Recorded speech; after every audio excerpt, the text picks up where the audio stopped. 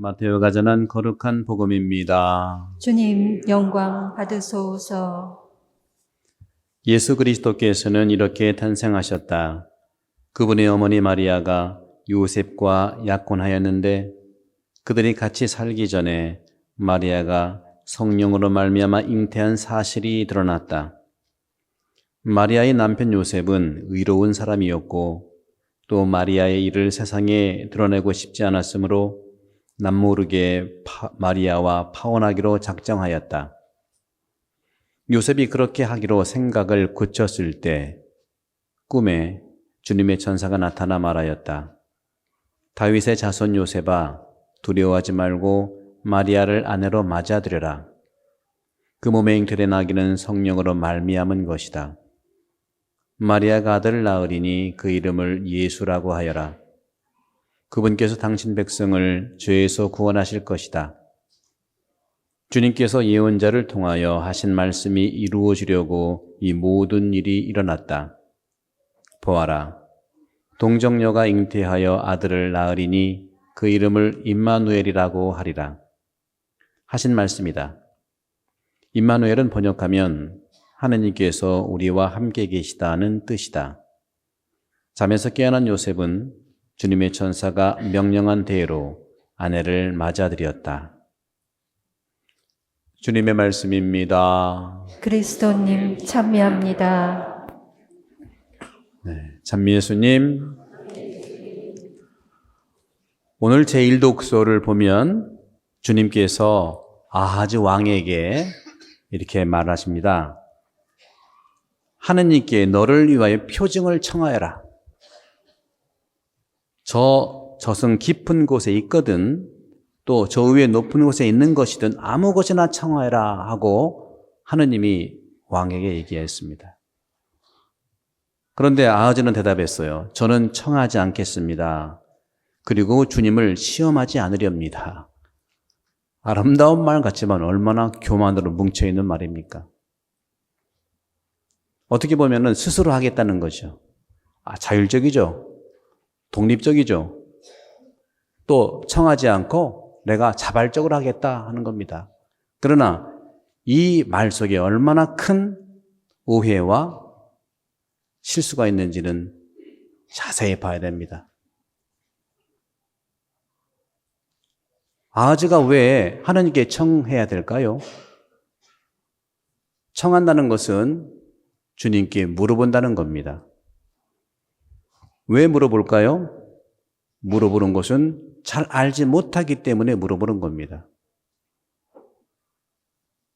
하늘에 계신 하느님께 왜 물어보고 왜 청해야 될까요? 그분은 정확하게 나를 알고 계시기 때문에 그렇습니다. 그러면 하나님이 어떻게 나를 잘 알고 있을까요? 높은 데서 있으니까 잘 압니다. 제가 보니까 여러분 다 알고 있어. 어디 앉았는지 높은 데 보니까. 초월자이기 때문에 정확하게 볼 수 있습니다. 여러분도 스스로를 제대로 성찰하고 자각할 수 있다면 여러분 스스로를 초월하세요. 내가 내 안에 갇혀서는 절대로 나를 볼 수가 없습니다. 나를 나로 이탈해서 볼 때 하느님처럼 정확하게 볼 수 있습니다.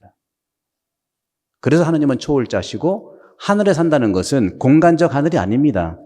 우리를 벗어나게 해서 우리를 정확하게 보신다는 그런 하느님이세요. 그걸 아하즈는 놓치고 있고 자기 교만으로 스스로 한다. 말은 참 아름다워 보이죠.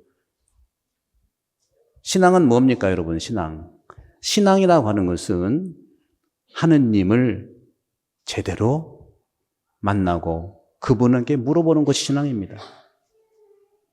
하느님께 청하고 하느님께 물어보고 하느님이 대답한 사실을 내가 할 수 있는 만큼 실행하는 것, 이게 신앙이지요.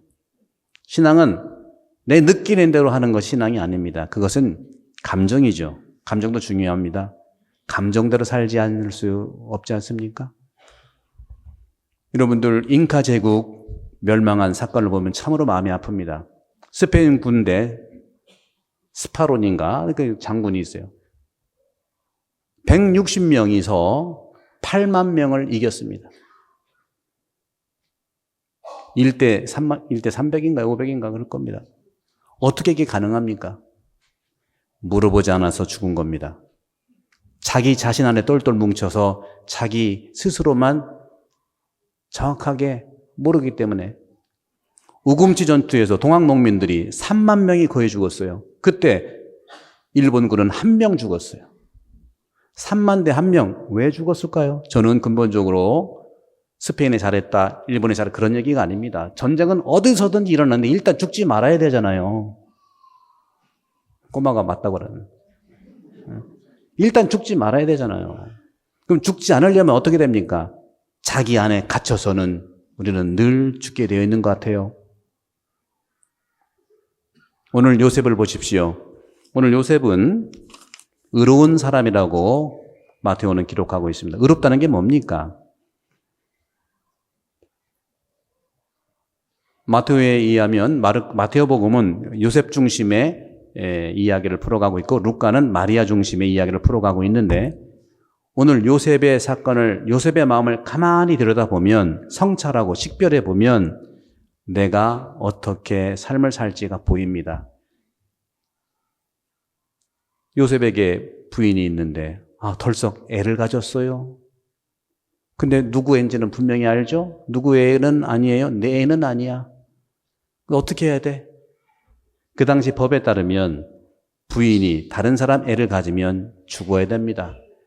너무나 사랑하지만 죽일 수는 없으니까 남모르게 어떻게 하기로 했다?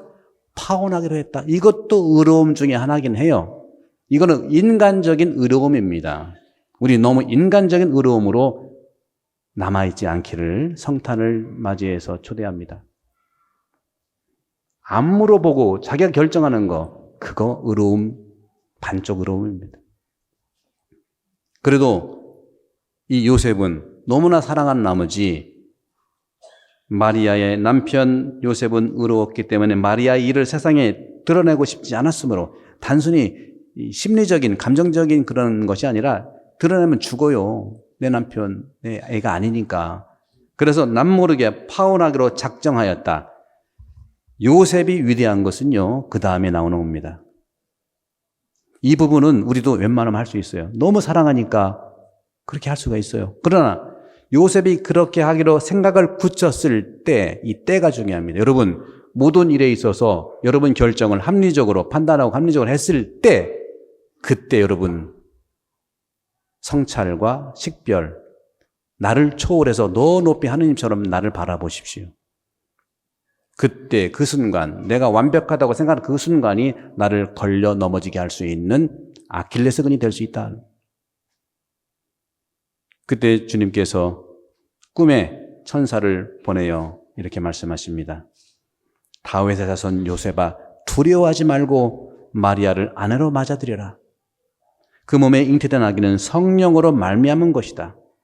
마리아가 아들을 낳으리니 그 이름을 예수라고 하여라. 그분께서 당신 백성을 죄에서 구원하실 것이다.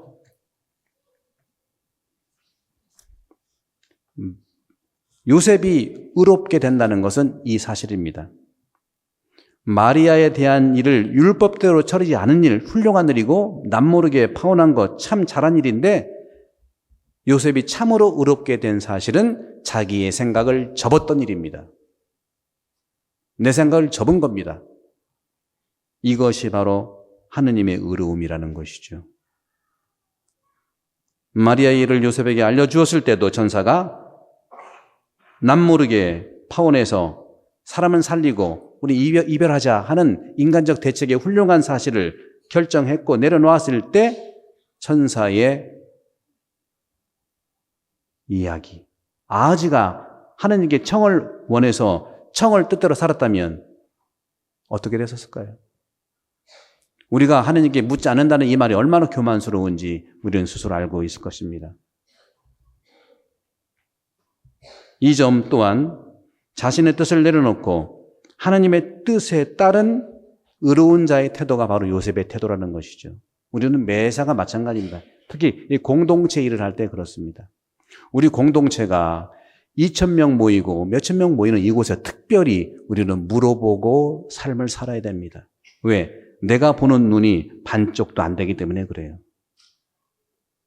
그러니까 우리는 사람이 많이 모이면 모일수록 내 마음대로 하지 않고 내가 보이는 대로 하지 않고 친밀하게, 친절하게 물어보고 살아가야 된다. 청원 드린다는 건 그런 것이죠.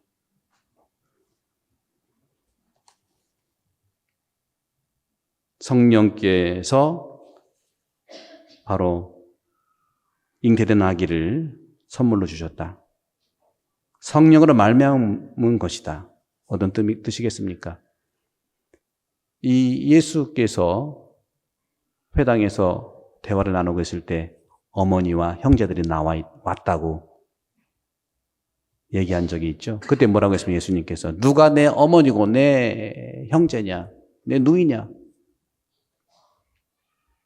여기도 신앙의 기준을 분명히 얘기합니다. 하나님의 뜻을, 하나님의 말씀을 받아들이고 이건 뭐게 이해하고 실행하는 사람이 내 어머니다 얘기하십니다. 이것은 뭘 얘기합니까? 생물학적인 가족관계로는 우리가 구원받지 못한다 그 얘기예요. 생물학적인 그러한 가족 중요합니다. 너무 중요해요. 그러나 우리 공동체에 와서도 생물학적인 가족관계로만 우리가 만난다? 어렵다는 말씀을 우리는 이해해야 되겠죠. 하느님 말씀을 받아들이고 그 말씀을 내가 할 수 있는 만큼 실행하는 것, 그것이 이제는 성령 가족이라는 걸 얘기하는 것이죠. 성령 안에서 우리는 모두 가족인 거예요. 근데 가족이 한둘이야지. 전부 다 많으니까 어떻게 해야 돼? 내가 다 알아요, 몰라요? 모르니까 어떻게 하고 살아야 돼요? 내가 보이는 대로 살아야 돼요? 아니면 물어보고 살아야 돼요? 친절하게 물어보고 살아야죠. 이걸 좀 드시겠습니까? 더 먹어가 아니라 우리가 이곳에서 살면서 우리는 정말 40몇 년 동안 한 공동체를 크게 이루면서 살아왔습니다. 크게 이루어 살 이 공동체가 정말 자랑스럽고 정말 뿌듯한 이 공동체 안에 이제는 더욱더 하느님의 뜻을 받아들이고 내 뜻을 접고 하느님의 뜻대로 내가 할 수 있는 만큼을 살아갈 때 우리는 더욱더 호주 사회 안에서 교회의 모습이 더 드러날 것이고 내가 더 의미 있는 것이고 정말 하느님의 축복을 무한히 받아서 많은 사람들이 우리를 보고 주님을 믿는 그런 기적이 일어날 것입니다. 예수께서 세상에 오셔가지고 가장 처음 베푼 것이 엑소시즘입니다. 마귀를 치유했어요. 엑소시즘. 엑소시즘은 뭡니까? 정신병을 고친 겁니다. 두 번째로 한 것은 힐링이에요. 육체병을 고쳤어요. 몸을 치유해 주신 거예요. 그리고 세 번째 부류는 내추럴 미라클, 자연적 치유를 해주신 거예요. 지금 우리는 이 순간에 자연의 치유를 위해서 부시화요에 대한 적극적인 삶을 살아가는 것이 우리의 역할이다. 우리는 언제까지 우리의 아픈 것을 가지고 우리 안에서만 살아갈 것이냐 하는 것을 초대하고 있는 거라고 봅니다. 그것은 늘 주님께 물어보는 삶. 그리고 여러분들 사회적 관계 안에서 현행범도 변호사와 검사와 또 1심, 2심, 3심을 가면서 충분히 하고 있는데 안 보이는 인간관계는 더욱더 혼자 오해하지 말고 물어보고 또 성찰하고 또 도움을 받아야 되지 않겠습니까? 그 누구의 도움을 받아야 될까요? 범죄를 저지른 것도 변호사의 도움을 받는데 신앙의 오해는 더욱더 안 보이는 거기 때문에 사제, 수도자 이런 분들한테 도움을 받기를 요청하는 것이 고해성사고 그것이 서로 함께 대화 나누는 영적 동반이라고 생각합니다. 주일 미사에 나와서 우리가 참으로 은혜로운데 그 은혜를 지속화하기 위해서는 늘 가이드가 될 수 있는 분들을 위해서 그분들에게 묻고 대화하고 청하는 것이죠. 청하지 않고서는 하느님의 은혜가 과연 내려올 것인가. 저는 우금치 전투도 얘기하고 이 페루 사람들의 잉카 제국에 8만 명이 죽은 이유는 물어보지 않고 준비하지 못한 그런 데서 온 것이 아니냐. 지금도 그렇게 준비하지 못하고 물어보지 않고 우리 안에서만 같이 서로 있을 때는 많은 사람들이 힘들어하고 또 죽고 그러는 것 같아요. 한국이 왜 오늘날 자살공화국이라고 얘기를 했겠습니까? 그렇죠? 참 마음이 아파요. 그리스도교를 믿고 불교를 믿는 국가인데 점점점 그런 모습들이 더 보일 수 있는 희망이 있으면 참 좋겠다 하는 말씀을 나누고 싶습니다. 성탄을 맞이해서 우리 참으로 우리를 위해서 오신 그분께 가까이 갈 수 있고 그분께 물어보고 그분의 삶을, 그분의 뜻을 내가 나눌 수 있는 만큼 이웃과 함께 나누는 그런 신앙, 그것이 성탄의 영성이라고 생각합니다. 성탄을 맞이해서 요셉처럼 내 뜻, 내 결정을 잠시 미루고 주님의 뜻, 하나님의 뜻을 실천하는 시간을 봉헌하면 어떻겠습니까? 성탄을 기다리며 하나님의 뜻이란 말냄새 나는 이 밥통에서 태어나셨습니다. 깨끗하고 향수가 풍기는 호텔방이 아니고 말냄새 나고 양냄새 나는 구유통에서 예수님은 태어나셨습니다. 그런 것처럼 우리 주변에 혹시 냄새 나는 곳이 어디 있는지, 우리 가족 중에 좀 소외된 분은 누가 있는지, 우리 주변에 정말 내가 도와줄 사람은 어디 있는지를 살피면서 내가 할 수 있는 만큼을 나누는 것이 또 나에게도 행복이지 않겠는가 하는 말씀을 드리면서 이 세상에 냄새나고 더럽혀진 지금 현재 불타는 이 호주를 위해서 참으로 기도하고 우리 모두 할 수 있는 만큼을 모으는 그러한 성탄의 은혜가 되기를 함께 기도하도록 하겠습니다.